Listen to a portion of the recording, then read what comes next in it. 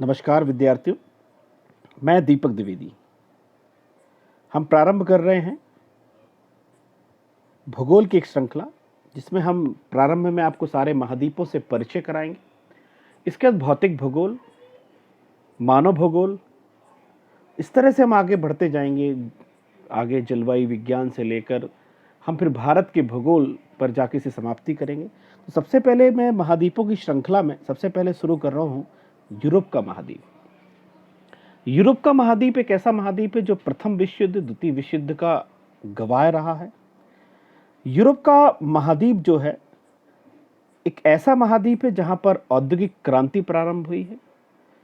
सघन महाद्वीप है, काफी उच्च जीवन स्तर वाला महाद्वीप है।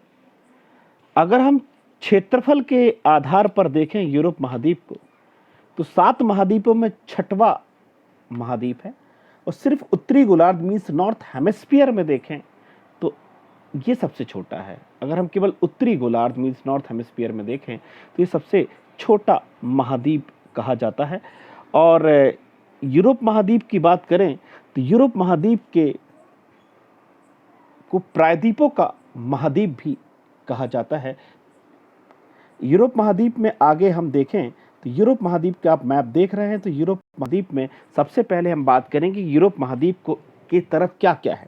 अगर हम एक तरफ देखें तो इसके एशिया है, जैसा कि आप दिख रहे हैं एशिया, और एक तरफ नीचे तरफ दक्षिण में अफ्रीका है, और बाकी जगह उसके चारों तरफ 3 तरफ मतलब समुद्र है, और एक तरफ एशिया और अफ्रीका है। एशिया और अफ्रीका की बात करें तो एशिया और अफ्रीका को बांटने वाला है एक यूराल पर्वत। यूराल पर्वत को कहते हैं divider between Asia and Europe. उसके बाद आप देखें कैस्पियन सी, उसके बाद देखें आप ब्लैक सी। ये एशिया यूरोप को बांट रहे हैं, कैस्पियन सी, ब्लैक सी और आपका यूराल पर्वत। साथ में जो आपको जॉर्जिया दिख रहा है, यहाँ पर आपको मिलेगा काकेसस पर्वत।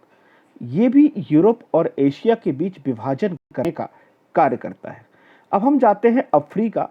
तो अफ्रीका में देखें तो अफ्रीका और यूरोप के बीच में भूमध्य सागर आपको दिखाई देगा, मेडिटेरियन सी।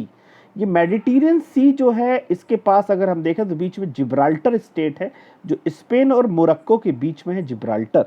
इसे कहते हैं भूमध्य सागर की कुंजी, की आप मेडिटेरियन सी के नाम से जाना जाता है।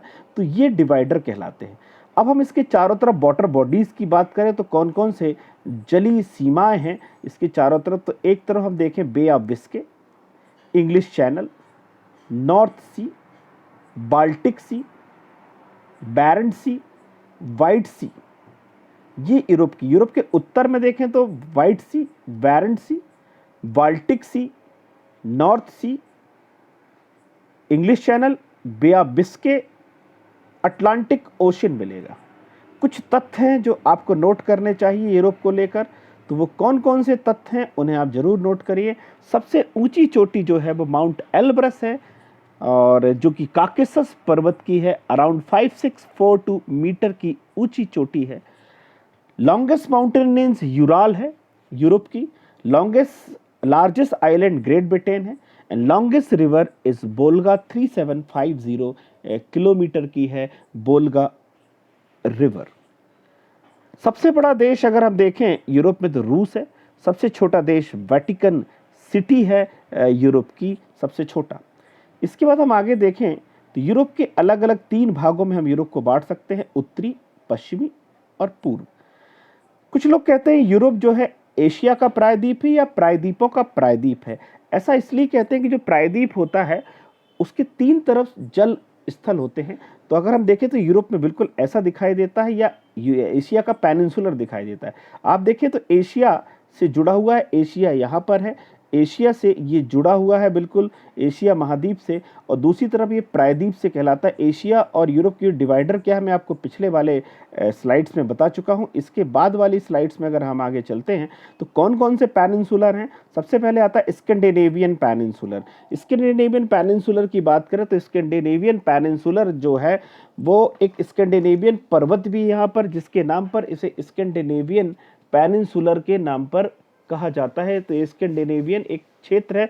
अगर हम स्कैंडिनेवियन की बात करें तो भौगोलिक रूप से स्कैंडिनेवियन प्रायद्वीप में नॉर्वे, स्वीडन, उत्तरी फिनलैंड आते हैं। नॉर्वे, स्वीडन, उत्तरी फिनलैंड आते हैं। But on the basis of language, भाषाई आधार पे बात करें स्कैंडिनेवियन, तो इसमें हम डेनमार्क और आइसलैंड को भी जोड़ लेते हैं। डेनमार्क और आइसलैंड को भी इसमें शामिल कर लिया जाता है। फिर अगला पेनिनसुलर है जटलैंड या जूटलैंड प्रायद्वीप कहते हैं इसको हम। ये भी एक प्रकार का दक्षिणी भाग है। आप देखें तो उत्तर में ये जुड़ा हुआ है थोड़ा सा। इसके बाद हम दक्षिण में देखें तो दक्षिण में इबेरियन प्रायद्वीप, जिसमें स्पेन पुर्तगाल का हिस्सा आता है।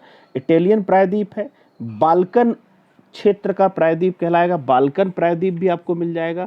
ये बाल्कन प्रायद्वीप में आपको मिल जाएगा बुल्गारिया है, यूनान है, ये यहाँ पर मिल जाएंगे बाल्कन में। फिर है एनातोलियन प्रायद्वीप। एनातोलियन प्रायद्वीप टर्की में मिल जाएगा आपको। ब्लैक सी के नीचे देखें तो टर्की मिलेगी आपको। ब्लैक सी के ऊपर आप देखें तो क्रीमियन प्रायद्वीप मिलेगा। क्रीमियन यूक्रेन के पास मिलेगा आपको नीचे तरफ, क्रीमियन प्रायद्वीप मिलेगा आपको। इस तरह से ये कई प्रायद्वीप में बटा है, इसलिए कई लोग इसे प्रायद्वीपों का प्रायद्वीप भी कहते हैं। वाटर बॉडीज कौन सी है, एक बार हम फिर से रिवाइज कर लेते हैं। ऊपर आर्कटिक ओशन, बाल्टिक सी।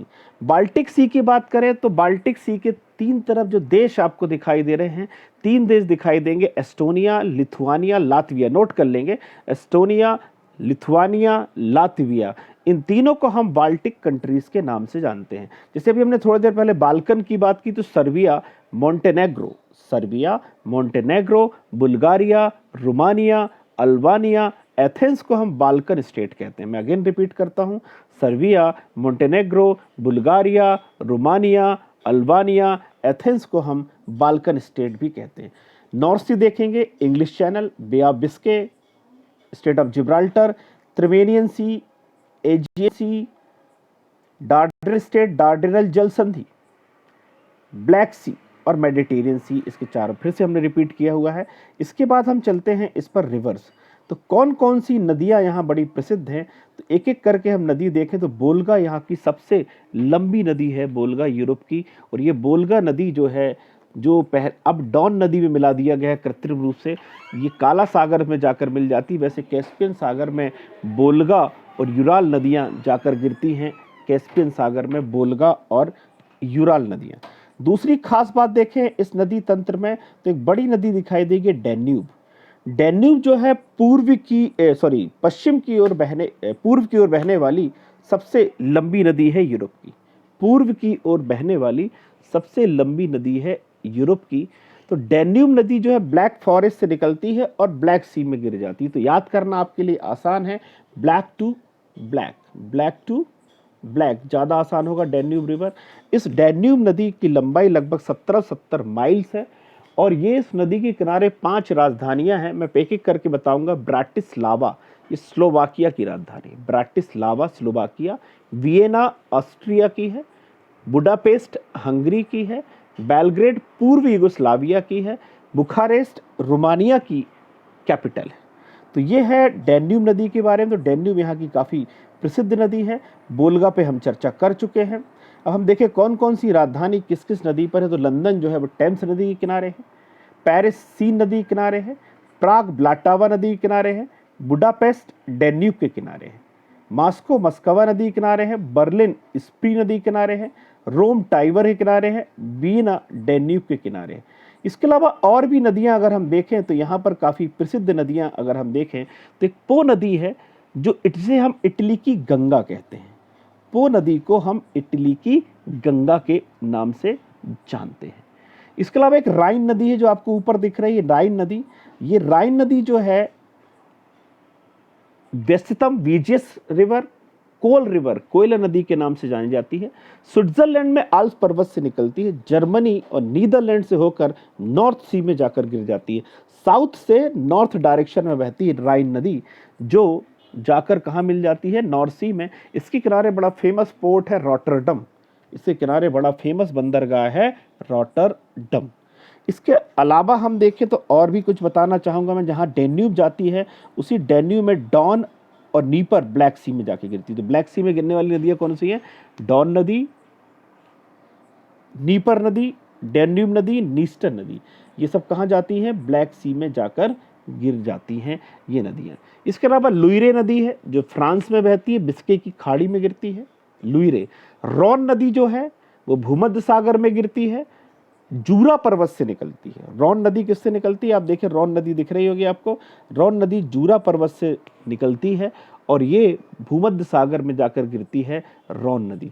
सीन नदी अभी बता चुके हैं, पेरिस इसी नदी के किनारे है, इंग्लिश चैनल में जाकर गिर जाती है ये नदी। तो इस तरह ये है यूरोप की नदियों के बारे में, जो आपने अभी देखा कि यूरोप में भी नदियां काफ़ी हैं और जिसके कारण यहाँ जल उपलब्धता बनी रहती। अब हम आते हैं माउंटेन्स पर। तो यूरोप के अगर हम माउंटेन्स को देखें तो माउंटेन एक एक करके आप चाहे तो नोट कर सकते हैं। सबसे पहले हम बात करेंगे काकेसस पर्वत। किसकी बात करेंगे? काकेसस पर्वत की बात करेंगे। काकेसस बहुत खास बात है कि कैस्पियन और ब्लैक सी दोनों के बीच में, हम कह सकते हैं दोनों को कनेक्ट करने का काम करता है ये काकेसस माउंटेन। ये काकेसस माउंटेन जो है, इसकी सबसे ऊंची चोटी ही एल्ब्रस के नाम से जानी जाती है। काकेसस माउंटेन की, काकेसस पर्वत की सबसे ऊंची चोटी को ही हम एल्ब्रस के नाम से जानते हैं। दूसरे पर्वत की बात करें तो कारपेथियन आपको दिख रहा है। कारपेथियन जो माउंटेन है ये अल्पाइन का ही एक मोड़दार पर्वत है। कारथेन पर्वत और डिनारिक आल्प्स के बीच ही हंगरी का मैदान है। इसी कारपेथियन पर्वत से विस्टुला और नीस्टर नदियां निकलती हैं। विस्टुला और नीस्टर नदियां यहीं से निकलने का काम करती हैं, इसी जगह से। अगला पर्वत देखें तो दिनारिक आल्प्स पर्वत दिया हुआ है। दिनारिक आल्प्स पर्वत जो है आल्प्स से जुड़ा, आल्प्स का ही एक भाग है दिनारिक आल्प्स पर्वत, जो पूर्व युगोस्लाविया के में वहाँ पर बहता है, जो चूना पत्थर के लिए जाना जाता है। आल्प्स पर्वत देखें तो आल्प्स पर्वत जो है फ्रांस और स्पेन की, आल्प्स पर्वत जो देखें जो फ्रांस और इटली की सीमा बनाता है आल्प्स पर्वत। इसी आल्प्स पर्वत की सबसे ऊंची चोटी है माउंट ब्लांक। सबसे ऊंची चोटी है माउंट ब्लांक।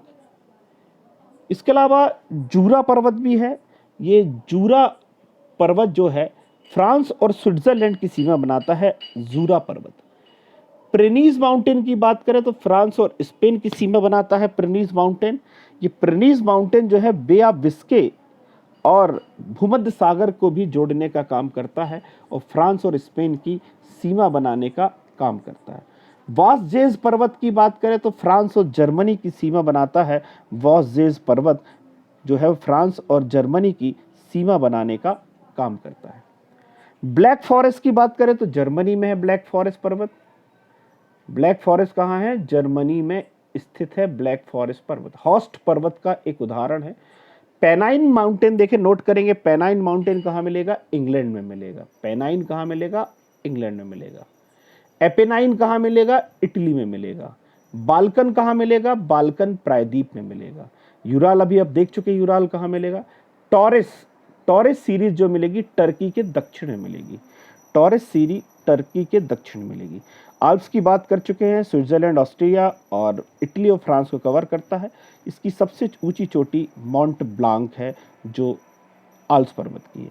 काकेसस की हम बात कर चुके हैं, तो काकेसस अभी आप देख चुके हैं। काकेसस माउंटेन जो है कैस्पियन और ब्लैक सी को बीच में है काकेसस पर्वत। इसी की सबसे ऊंची चोटी एल्ब्रस है और इसी काकेसस से काकेसस प्रजाति निकली हुई है। कार्पे